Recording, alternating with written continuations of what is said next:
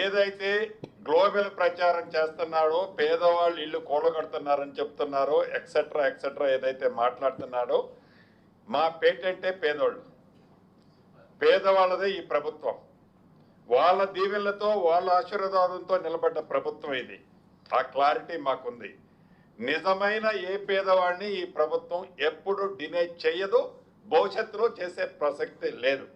ఖమ్మం సబ్జెక్టుకి సంబంధించిన దాంట్లో కూడా పేదవాళ్ళు, నిరుపేదలు ఎవరైతే అభాగ్యులు ఉన్నారో, ఆ శాఖ మంత్రిగా, ఇళ్ళు ఇచ్చే శాఖ మంత్రిగా, ఇళ్ల స్థలాలు ఇచ్చే శాఖ మంత్రిగా చెప్తున్న ముఖ్యమంత్రి గారు కూడా నాకు స్పష్టంగా చెప్పడం జరిగింది. నష్టపోయే వాళ్ళు, అర్హులైన వాళ్ళు, గతంలో ఎవరైతే తీసుకొని నిరుపేదలు అక్కడ నివసిస్తున్నారో, ఇళ్ల స్థలాలు కానీ ఇతరత్ర బెనిఫిట్ పొందిన వాళ్ళు ఉన్నారో, వాళ్ళందరికీ తగు న్యాయం ఆ శాఖ మంత్రిగా గౌరవ ముఖ్యమంత్రి గారి సూచనలతో 100కు 100% చేస్తాం. ఈ సందర్భంగా మీకు కూడా రాష్ట్ర ప్రజలకి ఈ గ్లోబల్ ప్రచారం చేస్తున్న దానికి ఒక ప్రత్యక్ష సాక్ష్యం ఈ ఖమ్మం వెలుగుమట్లకు సంబంధించిందే మీకు చెప్పదలుచుకున్నా. ఏదైతే 15/7/2023 నాడు 15/7/2023 నాడు ఆనాటి ప్రభుత్వం, అహంకారపూరితమైన ప్రభుత్వం, బీఆర్ఎస్ ప్రభుత్వం పరిపాలనలో ఉంది. ఏదైతే ఈ ఎలుగుమట్లదని చెప్తున్నారో వాళ్ళు ఆనాడు కూడగొట్టారో, మేము కూలగొట్టాము ఇవ్వాలని చెప్తున్నారు, కానీ ఆనాడే వారు శ్రీకారం చుట్టారు. ఇదిగోండి మీడియా, ఇది నేను చెప్పేది కాదు, ఇవాళ నేను ఏదో దీన్ని మ్యానిపులేట్ చేసేది కాదు. ఆనాడు వీళ్లే కూడగొట్టే ప్రయత్నం చేసి కొన్ని కూడగొట్టారు, మళ్ళీ తిరిగి కట్టారు వాళ్ళు. ఆనరబుల్ హైకోర్టు ఇచ్చిన ఆర్డర్ ప్రకారం భూదాన ల్యాండ్లో ఖాళీ చేయించిన మాట వాస్తవం. వారందరికీ కూడా వారిలాగా గాలికి వదిలేయము. ఈ ప్రభుత్వం పేదోడి ప్రభుత్వం. ఎవరు ఎన్ని కారుకోతలు కూసినా, ఎంత విషాన్ని బయటికి చిమ్మినా, ఇది పేదోడి ప్రభుత్వం. అర్హులైన ప్రతి పేదవాడికి, ఇక్కడ నష్టపోయిన ప్రతి పేదవాడికి ఇళ్ల స్థలం ఇస్తా, ఇల్లు ఇస్తా. ఈ ప్రభుత్వ పక్షాన గౌరవ ముఖ్యమంత్రి గారి ఆలోచనలకి పేదోడి ప్రభుత్వంగా ఇది తప్పకుండా చేస్తాం. మంత్రి గారు ఇప్పుడు హైదరాబాద్ సంబంధించి మెయిన్ సబ్జెక్ట్ ఒకటే అన్న. ఏదైతే విషయం చెబుతున్నారో బావమరుదులు అక్కడ కూర్చొని ఫామ్ హౌస్ లో ఇచ్చే డైరెక్షన్ బట్టి విషయం మొత్తం నిమ్ముకొని చెబుతున్నారు. ఇప్పటికైనా పద్ధతి మార్చుకొని ఆ ఇరిగేషన్ లో ఏదైతే దాచుకున్న దాంట్లో కొంతైనా తీసి పాప పరిహారం కింద ఆ పేదోళ్ల కోసము, ఈ తెలంగాణ ప్రజల కోసం కష్టపడితే కనీసం ప్రజలు క్షమించకపోయినా భగవంతుడు క్షమిస్తాడని తెలియజేస్తాను.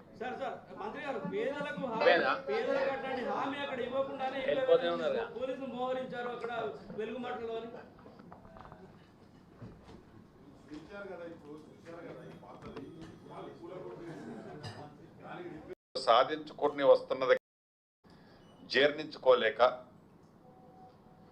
ఏవైతే గడిచిన ఏ ఎన్నికలు జరిగినా, అది చివరిలో జరిగిన మున్సిపల్ కార్పొరేషన్, అర్బన్లో జరిగిన ఎన్నికలు కావచ్చు, రూరల్ ప్రాంతంలో జరిగిన గ్రామ పంచాయతీ ఎన్నికలు కావచ్చు, బై ఎలక్షన్లు అయిన జూబ్లీ హిల్స్ కంటోన్మెంటు, ఆనాడు బీఆర్ఎస్ శాసనసభ్యులు అకస్మాత్తుగా చనిపోతే వచ్చిన బై ఎలక్షన్లు కావచ్చు, పార్లమెంటు ఎన్నికలు కావచ్చు, అసెంబ్లీ ఎన్నికలు కావచ్చు, ఏ ఎన్నికలు చూసినా స్టెప్ బై స్టెప్ ఈనాడు అధికారంలో ఉన్న కాంగ్రెస్ పార్టీ ప్రజా ఆదరణ పొందుతూ ఒక ఎన్నికలకి మించి ఒక ఎన్నికల ఫలితాలు, అది ఓట్ల శాతంలో కానివ్వండి, నియోజకవర్గాల పరంగా అత్యధికంగా కాంగ్రెస్ పార్టీ ఓట్లు వచ్చిన నియోజకవర్గాల పరిధిలో కానివ్వండి, మనం చూసినట్లయితే కాంగ్రెస్ పార్టీ ప్రతి ఎన్నికల్లో ప్రతిపక్షాలు ఊహించిన దానికంటే అత్యధిక ఓట్లు సాధించుకుని వస్తున్నది. కాబట్టే దాన్ని జీర్ణించుకోలేక ఇద్దరు బావమరుదులు పితామహుడు అని చెప్పుకునే మహానుభావుడు ఫామ్ హౌస్ లో కూర్చొని ఈ ఇద్దరు ఒంటి నిండా విషము నింపుకొని ఏ రకంగా ఈ ప్రభుత్వం మీద, అది నేలకు సంబంధించిన విషయాలు కావచ్చు, మిగిలిన విషయాలు కావచ్చు, అది గోదావరి పరివాహక ప్రాంతంలో ఉన్న ప్రాజెక్టులు కావచ్చు, కృష్ణా పరివాహక ప్రాంతంలో ఉన్న ప్రాజెక్టులు కావచ్చు, ఈ ప్రాజెక్టుల మీద వారు మాట్లాడే తీరును చూస్తుంటే చాలా హాస్యాస్పదంగా, జనము అసహించుకునే విధంగా, నవ్వుకునే విధంగా, నిస్సిగ్గుగా ఎలా మాట్లాడుతున్నారో ప్రత్యక్షంగా మనం చూస్తున్నాం.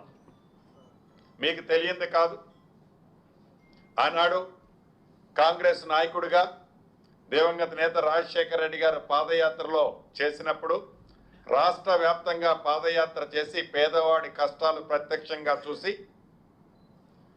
ఈ పేదవాడి కష్టాలు పరిష్కారానికి మార్గము, ఏకైక మార్గం గోదావరి పరివాహక ప్రాంతంలోని గోదావరి నీటిని సఫిషియెంట్గా తెలంగాణ ప్రాంతానికి కానీ మిగిలిన ప్రాంతాలకు కానీ వాడుకోవాలని, అదే రకంగా కృష్ణా పరివాహక ప్రాంతానికి సంబంధించిన నీటిని ఆ ప్రాంతాల్లో, అది మహబూబ్ నగర్ కావచ్చు, నల్గొండ కావచ్చు, ఖమ్మం కావచ్చు, ఆ ప్రాంతాల్లో కూడా సమృద్ధిగా రైతన్నకి నీరిస్తే తప్ప ఈ కష్టాలు తీరవని జలయజ్ఞంలో భాగంగా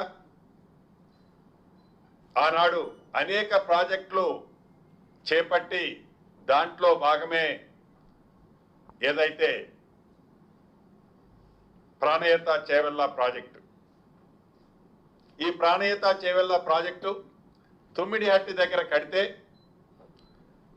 హైట్ ఎక్కువ, అత్యధిక హైట్లో ఉన్న ప్రాంతం, సమృద్ధిగా నీళ్ళుంది, సిడబ్ల్యూసి పర్మిషన్ ఉంది, తక్కువ ఖర్చుతో అది కన్స్ట్రక్షన్ కాస్ట్ 38,000 కోట్లతో పూర్తవుతుందని తలంచి ప్రతి సంవత్సరం యాన్యువల్ మెయింటెనెన్స్ సంబంధించిన దాంట్లో విద్యుత్ ఖర్చు అయ్యే దాంట్లో కూడా సుమారు 3,500 మెగావాట్లతో ఈ ప్రాజెక్టు 12 months సఫిషియెంట్ వాటర్ ఇవ్వచ్చు అని ఆనాడు అక్కడ ప్రాజెక్ట్ ని స్టార్ట్ చేసి సుమారు ఉమ్మడి ఆంధ్రప్రదేశ్లోనే 5,600 కోట్లు పైగా ఖర్చు పెట్టడం జరిగింది ఉమ్మడి ఆంధ్రప్రదేశ్లో జలయజ్ఞంలో భాగంగా.